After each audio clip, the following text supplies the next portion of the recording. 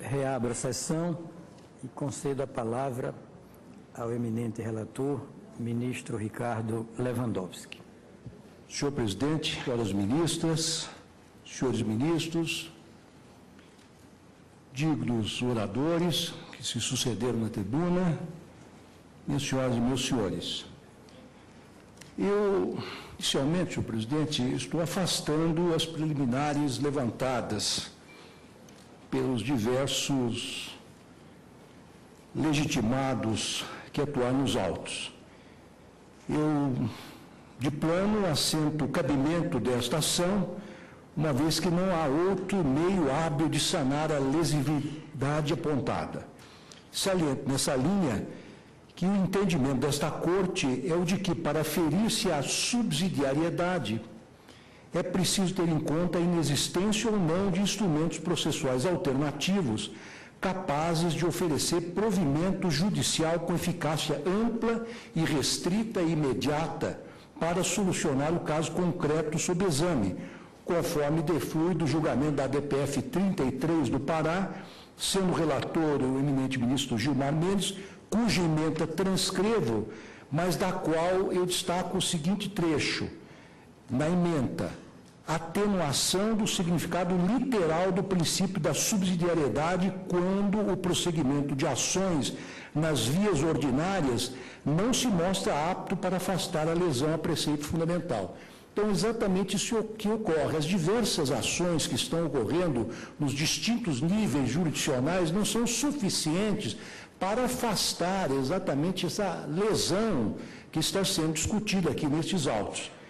Então, esse princípio da subsidiariedade terá que ser examinado com grano sales. Da mesma forma, eu destaco um trecho do entendimento da Procuradoria-Geral da República, que diz o seguinte: diante da natureza infralegal dos atos normativos e administrativos impugnados, a DIN não seria um instrumento idôneo para o enfrentamento da questão. Então, eu tenho aqui um trecho mais alentado, mas que eu salto, em homenagem à brevidade, dizendo que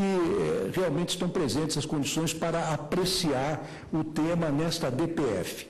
Eu afasto igualmente um outro argumento de que haveria conexão entre esta DPF e a DI 3.197 do Rio de Janeiro, sendo relator eminente Dias Toffoli, por ostentarem ambos os feitos a mesma causa de pedido, ou seja, a inconstitucionalidade do sistema de cotas para negros nas universidades públicas.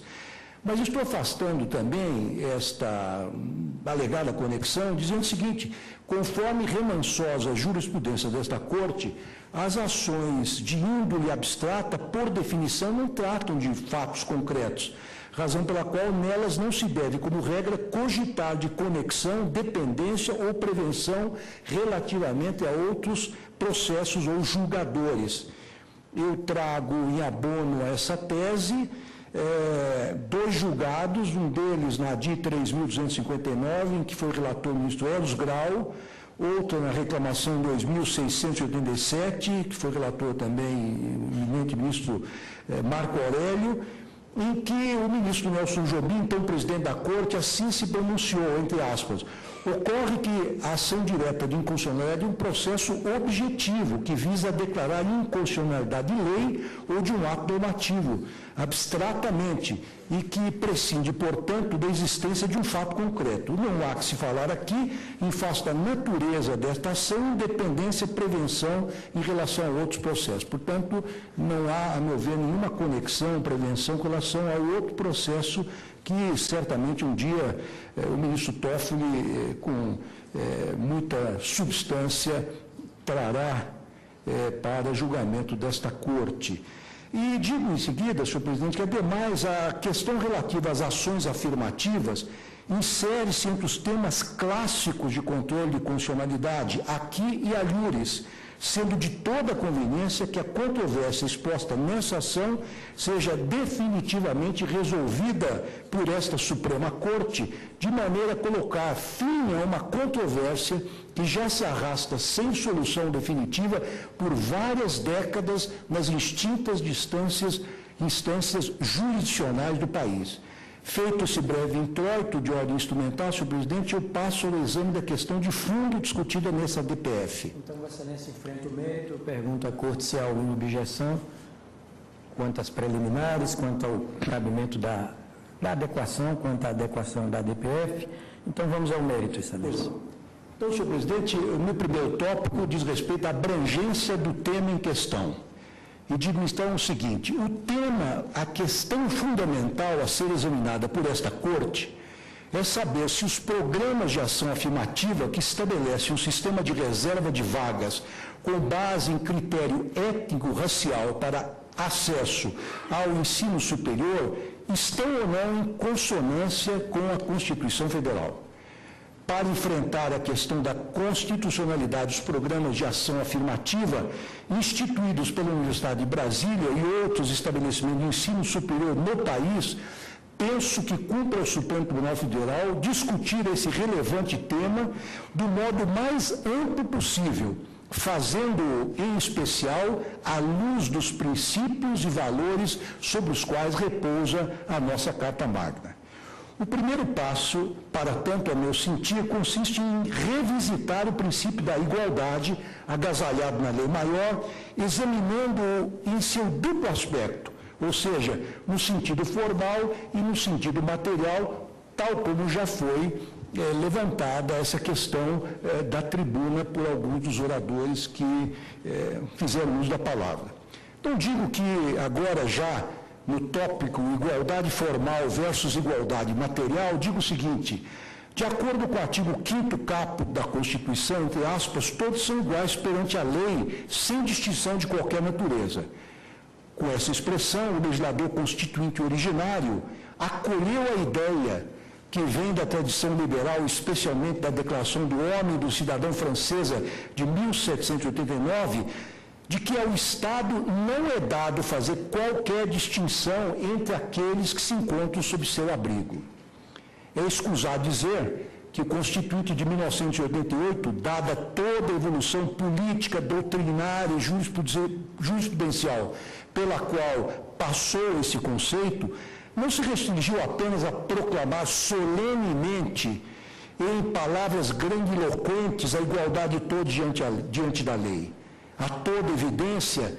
não se ateve ele simplesmente a proclamar o princípio da isonomia do plano formal, mas buscou emprestar a máxima concreção a esse importante postulado, de maneira a assegurar a igualdade material ou substancial a todos os brasileiros e estrangeiros que vivem no país, levando em consideração, é claro, a diferença que os distingue por razões naturais, culturais, sociais, econômicas ou até mesmo acidentais, além de atentar de modo especial para a desequiparação ocorrente no mundo dos fatos entre os distintos grupos sociais.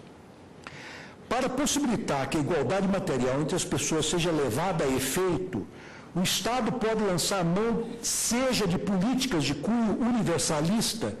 que abrangem um número indeterminado de indivíduos mediante ações de natureza estrutural, seja de ações afirmativas que atingem grupos sociais determinados, de modo pontual, atribuindo a estes certas vantagens por um tempo limitado, de modo a permitir-lhes a superação de desigualdades decorrentes de situações históricas particulares. Nesse sentido, senhor presidente, assenta Daniela Ikawa, uma estudiosa do tema, o seguinte: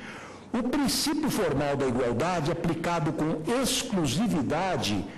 acarreta injustiças, ao desconsiderar as diferenças em identidade. Eu transcrevo um longo trecho em que ela faz a distinção entre estas políticas de cunho universalista e aquelas outras que ela, como outros denominam, de ações afirmativas. Mas deste trecho longo que eu transcrevo, eu penso um em particular, que é o seguinte: as políticas universalistas materiais e as políticas afirmativas têm o mesmo fundamento. O princípio constitucional da igualdade material são, contudo, distintas no seguinte sentido: embora ambas levem em consideração os resultados, as políticas universalistas materiais, diferentemente de ações afirmativas, não tomam em conta a posição relativa dos grupos sociais entre si. Portanto, nós estamos tratando aqui não de políticas de cunho universalista, mas de ações afirmativas que levam em conta a situação concreta de determinados grupos sociais sob uma perspectiva histórica. A adoção de tais políticas, continuo eu agora, que levam à superação de uma perspectiva meramente formal do princípio da isonomia, integra o próprio cerne do conceito de democracia, regime no qual, para usar as palavras de Boaventura Sousa Santos, entre aspas, temos o direito de ser iguais quando a nossa diferença nos inferioriza, e temos o direito de ser diferentes quando a nossa igualdade nos descaracteriza. Daí, a necessidade de uma igualdade que reconheça as diferenças e de uma diferença que não produza, alimente ou reproduza as desigualdades. Aliás, Dalmo de Abreu Dallari, nessa mesma linha, adverte que a ideia de democracia nos dias atuais exige a superação de uma concepção mecânica, estratificada da igualdade, a qual no passado era definida apenas como um direito, sem que se cogitasse, contudo, de convertê-lo em uma possibilidade, esclarecendo o seguinte, entre aspas, o que não se admite é a desigualdade no ponto de partida, que assegura tudo a alguns, desde a melhor condição econômica até o melhor preparo intelectual, negando tudo aos outros, mantendo os primeiros em situação de privilégio, mesmo que sejam socialmente inúteis ou negativos. São as palavras do professor Dalmo de Abreu Dallari. Agora eu entro no tópico que denomino de justiça distributiva. É bem de ver, contudo, que esse desiderato, qual seja a transformação do direito à isonomia e igualdade de possibilidades, sobretudo no tocante a uma participação equitativa nos bens sociais, apenas é alcançado, segundo John Rawls, por meio da aplicação da denominada justiça distributiva. Só ela permite superar as desigualdades que ocorrem na realidade fática, mediante uma intervenção estatal determinada e consistente para corrigi-las, realocando-se os bens e oportunidades existentes na sociedade em benefício da coletividade como um todo. E nesse sentido, John Rawls diz o seguinte, entre aspas, as desigualdades sociais e econômicas devem ser ordenadas de tal modo que sejam, ao mesmo tempo, consideradas como vantajosas para todos dentro dos limites do razoável, e 2, vinculadas a posições e cargos acessíveis a todos. Continuo em seguida eu dizendo que o modelo constitucional brasileiro não se mostrou alheio ao princípio da justiça distributiva ou compensatória, porquanto, como lembrou a Procuradoria-Geral da República, em seu parecer, em seu doutíssimo parecer, incorporou diversos mecanismos institucionais para corrigir as distorções resultantes de uma aplicação puramente formal do princípio da igualdade. Como sabem os estudiosos do direito constitucional, o nosso texto magno foi muito além do plano retórico no concernente aos direitos e garantias fundamentais, estabelecendo diversos instrumentos jurídicos para conferir-lhes plena efetividade. Esse novo modo de encarar os direitos básicos da pessoa humana, isto é, para além do plano do mero discurso, como é evidente, não avança sem resistências, pois, como adverte Michael Rosenfeld, entre aspas, a adoção de um novo princípio de justiça distributiva possivelmente criará conflitos entre reivindicações baseadas nos velhos e nos novos princípios. Digo em seguida, e naquilo que interessa ao presente debate, a aplicação do princípio da igualdade sob a ótica da justiça distributiva considera a posição relativa dos grupos sociais entre si,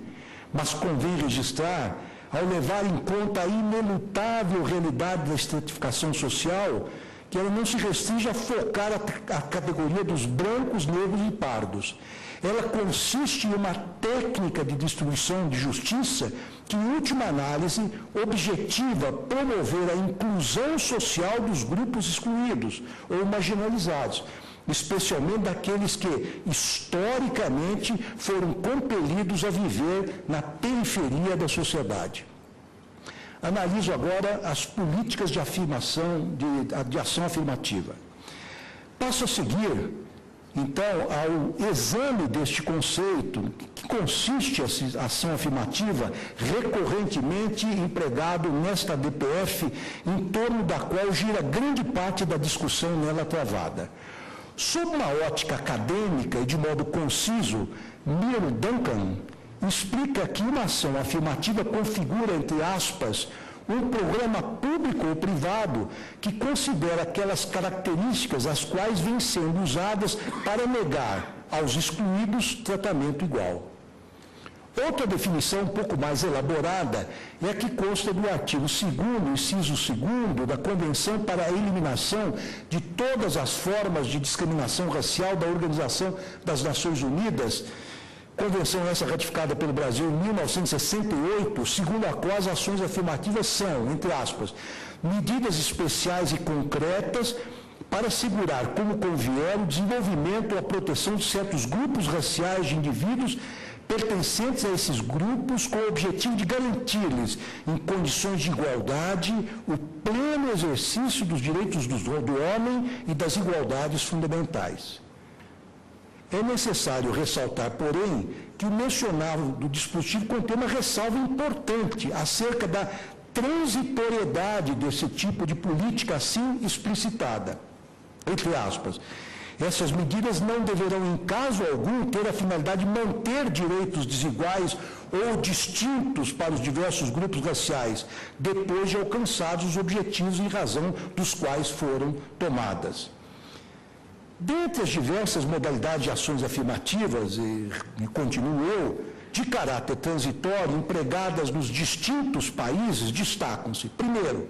a consideração do critério de raça, gênero ou outro aspecto que caracteriza certo grupo minoritário para promover a sua integração social. Segundo, o afastamento de requisitos de antiguidade para permanência ou promoção de membros de categorias socialmente dominantes em determinados ambientes profissionais. 3. A definição de distritos eleitorais para o fortalecimento de minorias. E 4. O estabelecimento de cotas ou a reserva de vagas para integrantes de setores marginalizados.